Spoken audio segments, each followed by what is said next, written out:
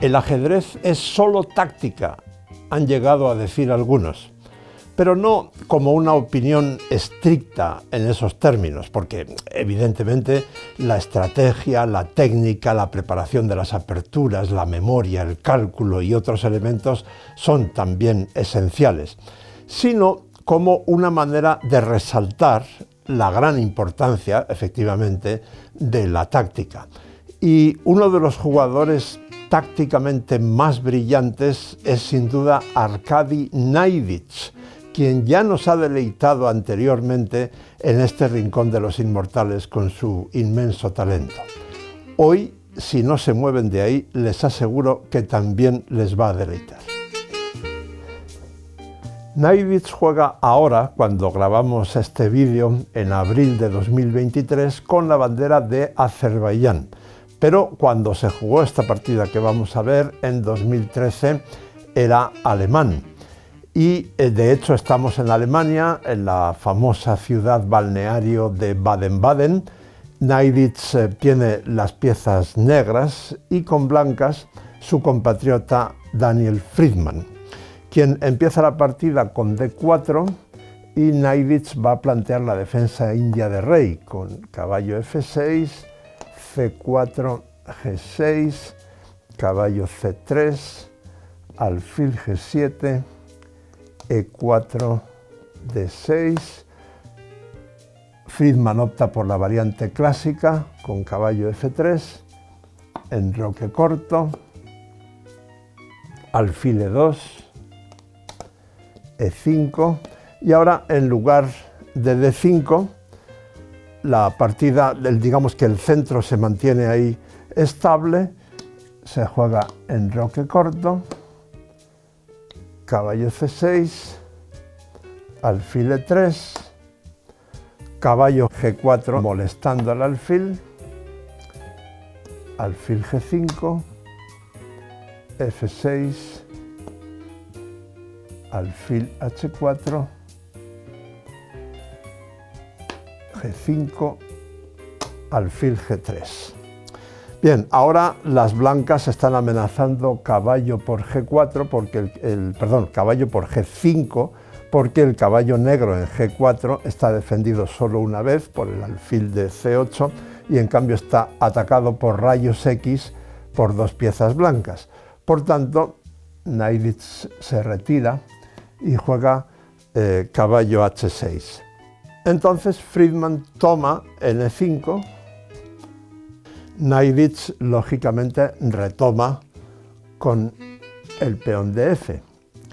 Y ahora hay que tener cuidado porque las negras pueden mejorar bastante su posición si juegan G4, digamos, libremente. Por tanto, Friedman para o por lo menos amortigua el golpe jugando H3.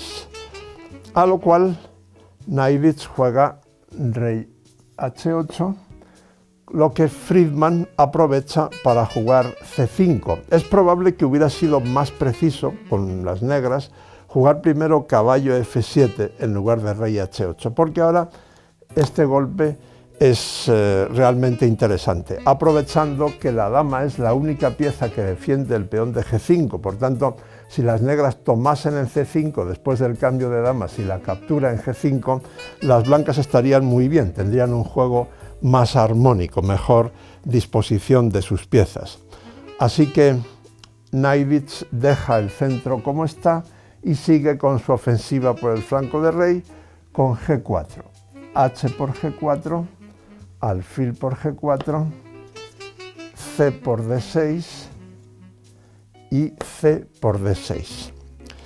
Y ahora caballo D2, dado que aquí hay una serie de casillas para los caballos, especialmente D5 y C4, que son muy interesantes. Aquí Friedman, mejor dicho, Naivitz con negras, supongo que lo pensó un buen rato, porque claro, la jugada natural es alfil E6. Pero ¿por qué no jugó alfil E6 y sin embargo hizo una jugada aparentemente muy rara, que es alfil C8?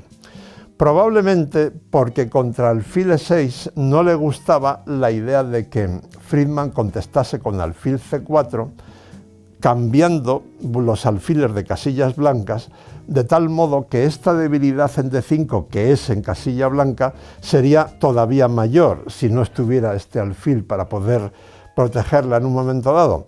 De modo que Najdic decide llevarse su alfil a casa y juega alfil C8. Y entonces a eso sigue caballo C4.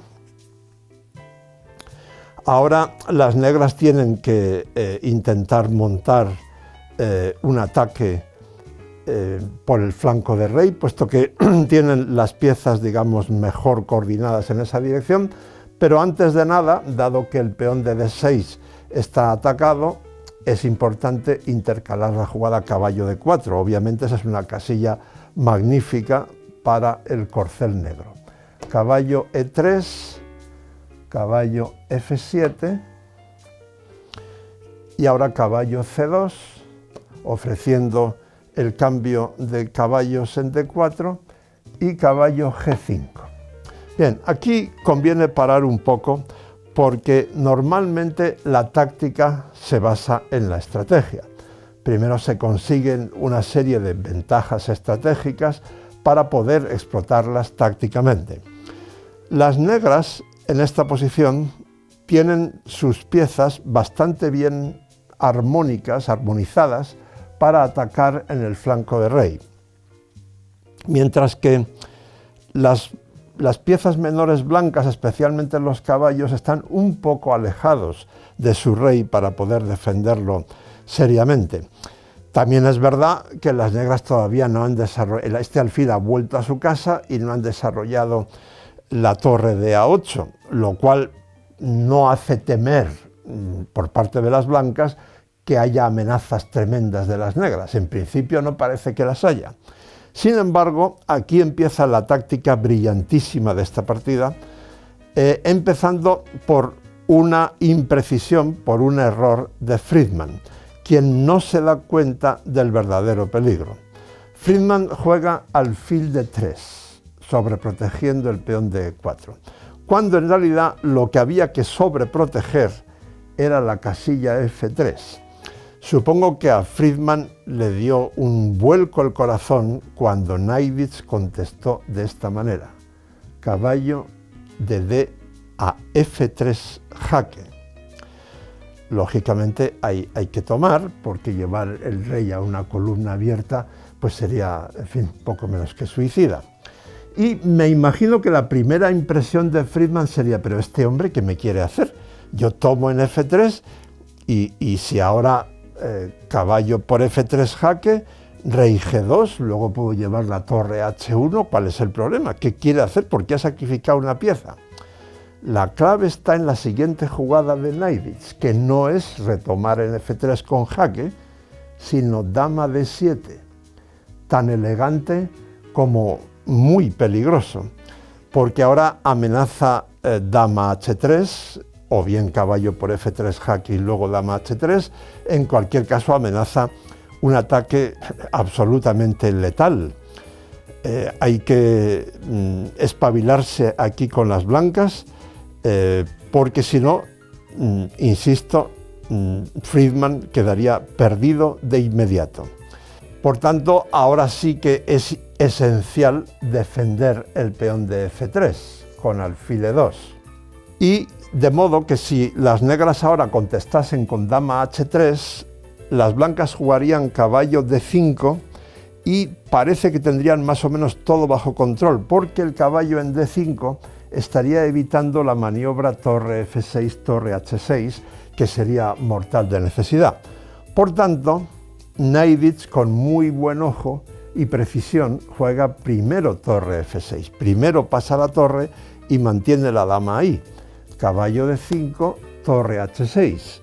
Ahora se amenaza dama H3, que prácticamente obligaría a abandonar. Por tanto, casi la única defensa es F4, con la idea de contestar a dama H3 con alfil F3, protegiendo la casilla H1. Pero esto fue contestado con caballo H3 jaque, La única jugada razonable es rey G2 y ahora E por F4, que de paso ha abierto la enorme diagonal negra al alfil de G7. Bien, ahora tampoco pueden pensar mucho las blancas sobre qué hacer.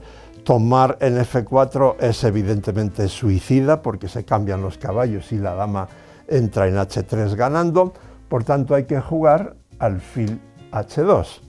Y ahora otra precisión de Najdic manejando, conduciendo su ataque de forma verdaderamente exacta.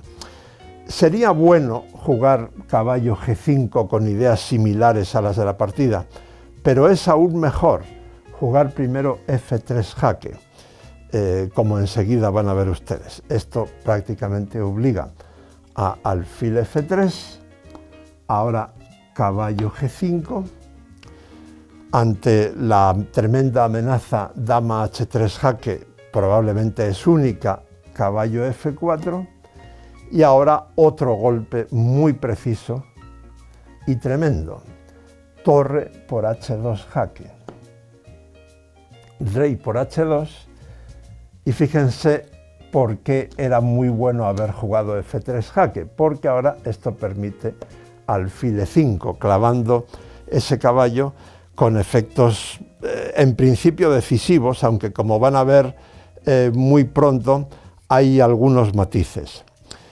Hay algunos momentos en esta partida en los que las blancas podrían haber devuelto su pieza de ventaja. Friedman valoró que el ataque de las negras no era tan imponente y por eso llegó a esta posición donde en realidad está al borde de la derrota. Aquí lo mejor es lógicamente desclavar el rey, rey G2, y ahora hay una jugada todavía más potente que la que hizo Najdic. Él jugó alfil por F4, pero todavía más fuerte, aunque aquí debo matizar una cosa. Esto que voy a decir ahora es más una idea de máquinas, de computadoras, que de seres humanos. La jugada realmente más fuerte era dama F7. La idea de dama F7 es que el caballo no se puede marchar de F4. Si, por ejemplo, caballo D3, alfil H3 jaque, sería mortal de necesidad, como ustedes pueden comprobar en sus tableros. Y bueno, si después de dama F7 el caballo no se mueve de ahí, la idea es retomar en F4 con la dama en lugar de con el alfil, lo que haría el ataque de las negras todavía más fuerte que en la partida. Bien, aquí siguió, como digo, alfil por F4, que renueva la amenaza dama H3 jaque, por tanto hay que jugar torre H1, entonces Najdic juega dama G7 que amenaza jaques descubiertos muy desagradables con ese caballo y además libera la salida, digamos la reinserción en el juego del alfil de C8. Ante dama G7 no hay mucho más que jugar que rey F1 y entonces el alfil efectivamente sale alfil E6. Bien, vamos a parar un poco para que ustedes puedan evaluar la posición. Las blancas tienen dama, 2 torres, caballo y alfil, 4 peones. Las negras dama, 1 torre, 3 piezas y 4 peones.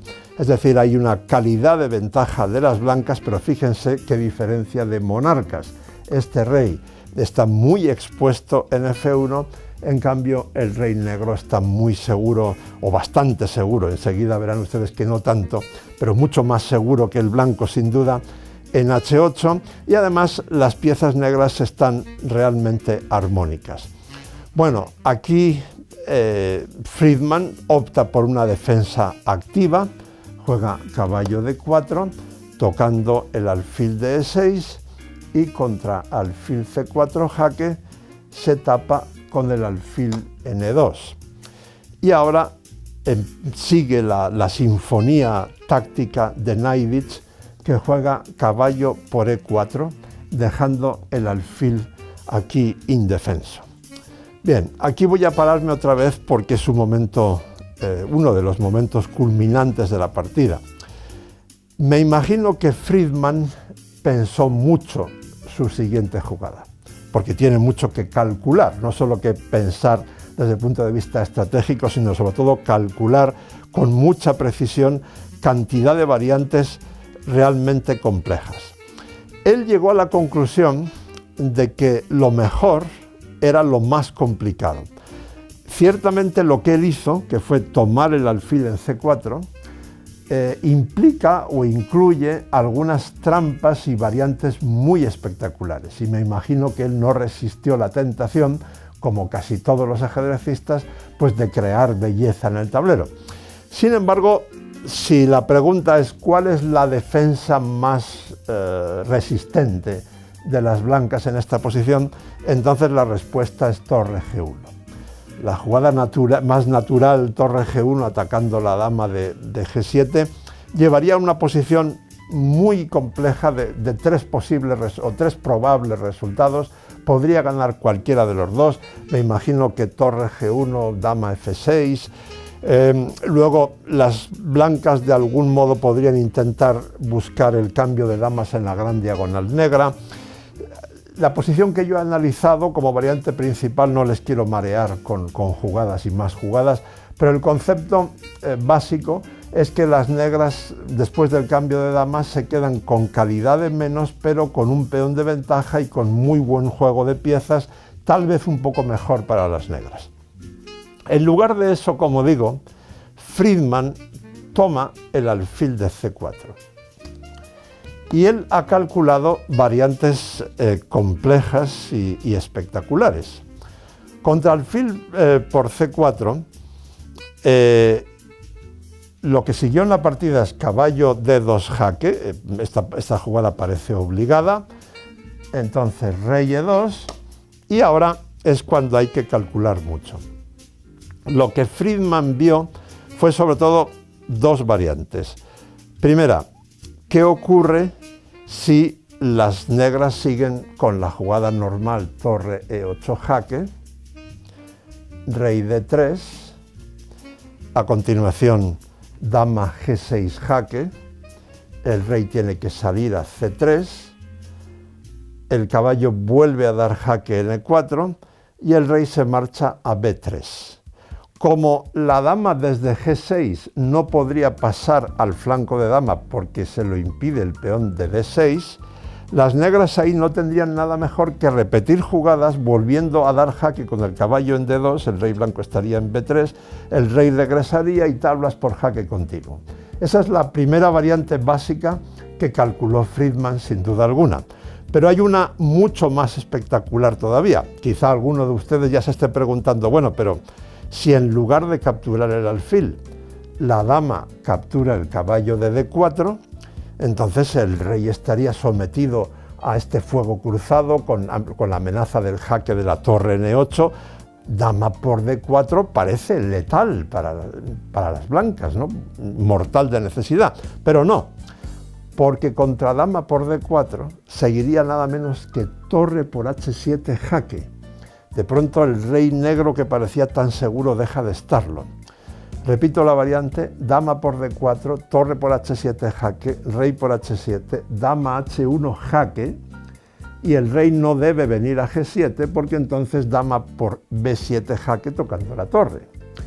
Por tanto, vuelvo a repetir, después de dama por D4, torre por H7 jaque, rey por H7, dama H1 jaque, el rey tendría que salir a G6, lo que permitiría un jaque con esta torre en G1. Habría que taparse con el alfil en G5, pero hay otro jaque con el alfil en D3. Insisto, mi técnica normal aquí es no marearles a ustedes de variantes. Sí les sugiero que la analicen despacio y a fondo. Probablemente llegarán a la conclusión de que los dos bandos están perdidos en esa posición, ¿no?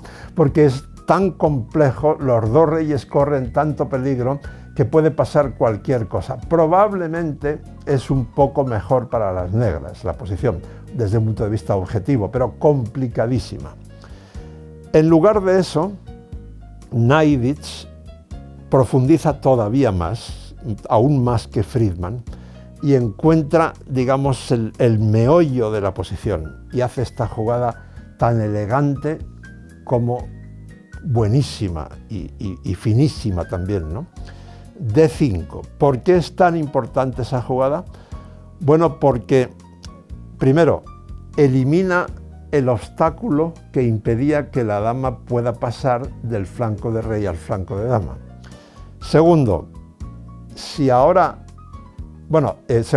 habilita esta casilla para un posible jaque con el alfil en D6 en algunas variantes que el rey blanco termina por aquí. Y tercero, esto quizás es lo más importante de todo, si ahora alfil por D5, seguiría torre E8 jaque, rey D3, dama G6 jaque, rey C3 y ahora tenemos un jaque en C8, tendríamos un jaque en C8 que no existe cuando el alfil está en C4 y ese jaque, como ustedes pueden comprobar, sería mortal.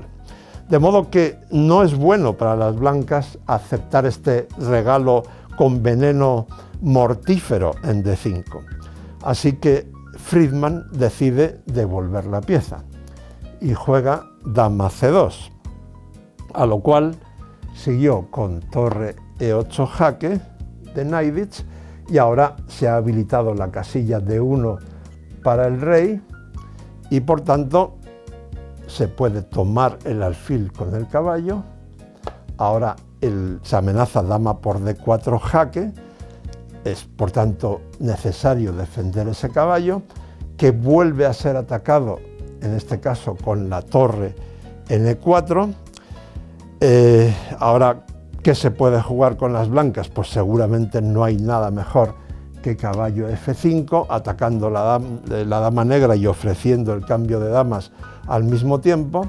La partida siguió con caballo B2 jaque, rey C2, torre E2 jaque, rey B3, dama por C3 jaque, rey por C3, alfil E5 jaque.